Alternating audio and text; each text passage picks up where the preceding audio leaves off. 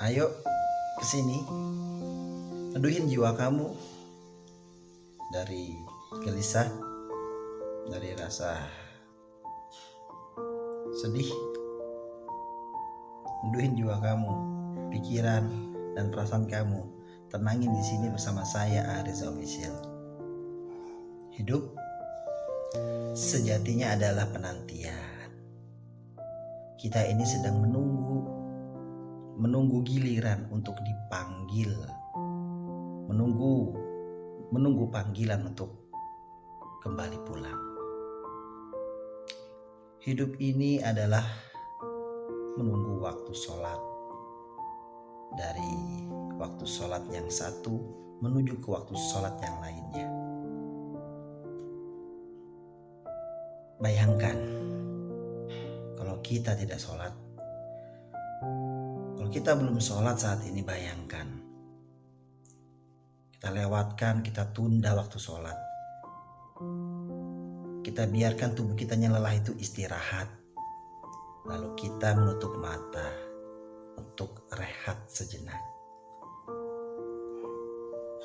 Tiba-tiba ada yang memanggil, ada yang bertanya, siapa Tuhanmu? Lalu ia bertanya lagi tentang bagaimana sholatmu. Pertanyaan-pertanyaan yang begitu mendebarkan dengan suara yang menggetarkan jiwa, suara yang membuat hati ciut, takut. Kita kebingungan, di mana ini? Di mana kita ini? Sedang di mana? Ternyata hati mulai merasa curiga.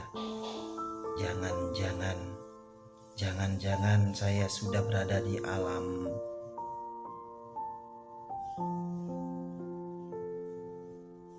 suatu kondisi yang tidak mungkin bisa balik kembali, tidak mungkin bisa putar balik lagi, sesuatu yang tidak bisa diperbaiki lagi.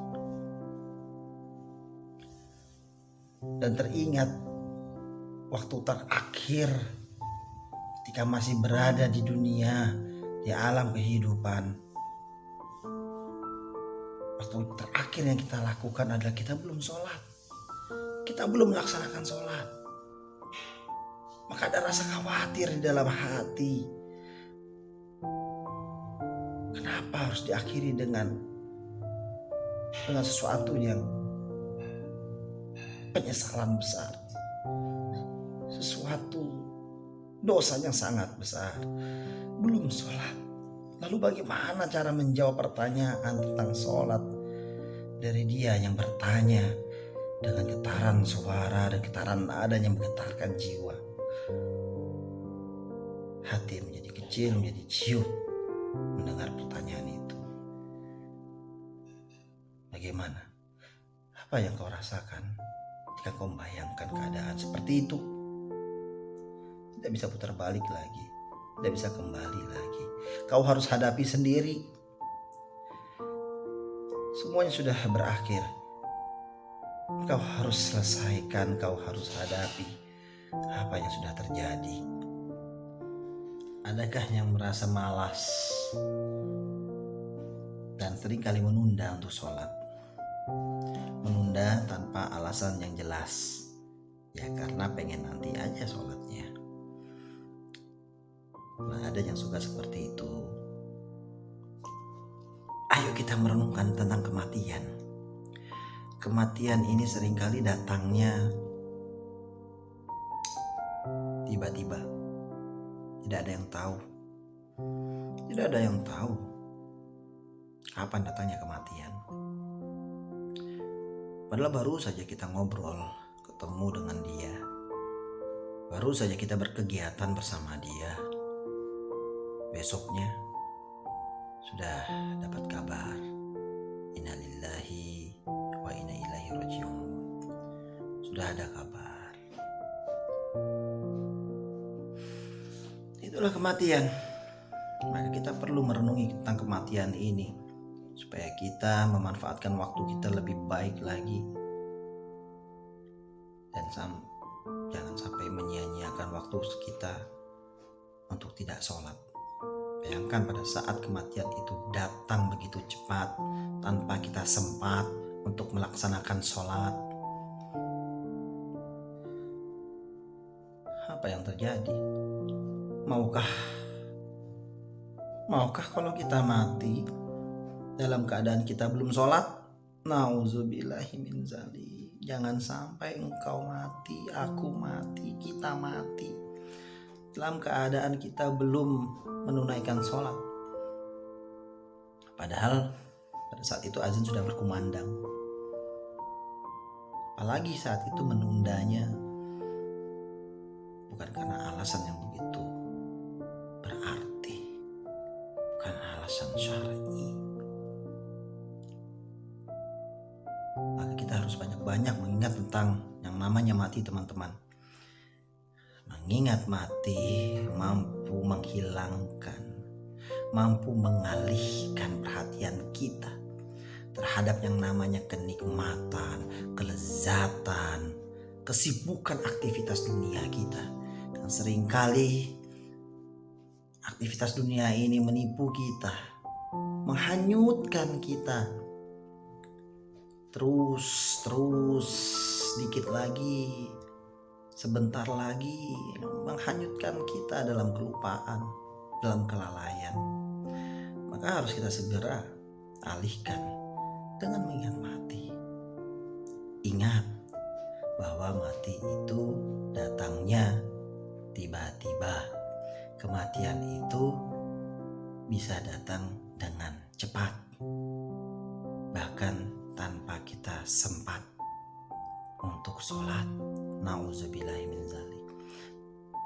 Maka untuk menutup kemungkinan yang seperti itu, kemungkinan buruk yang nauzubillahi min dzalik yang seperti itu, maka ayo mulai hari ini, mulai saat ini, cepat-cepat kita tunaikan tanggung jawab kita, kewajiban kita, supaya tenang hidup kita. Jangan sampai tiba-tiba Allah panggil kita dalam keadaan kita belum sholat, apalagi sedang asik di dunia, asik dengan kesibukan dunia. Dan auzubillah, jangan sampai dengan dipanggilnya kita di dalam keadaan bermaksiat atau kegiatan dunia yang sia-sia belaka, hanya bermain-main lalu dipanggil engkau, panggil kembali, matikan jasadmu, dia angkat nyawamu. Nauzubillah min dzalik, jangan sampai seperti itu. Maka kita perhatikan betul waktu sholat, tunaikan.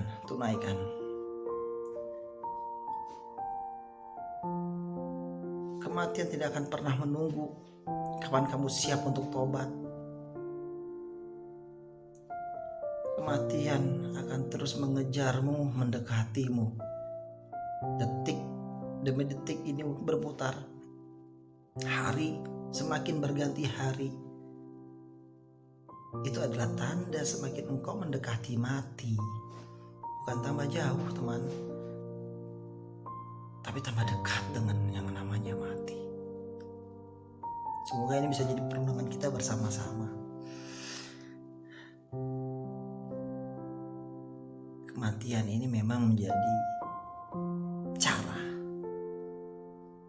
untuk menghentakkan kita, untuk menyadarkan supaya kita sadar waktu ini tidak banyak lagi.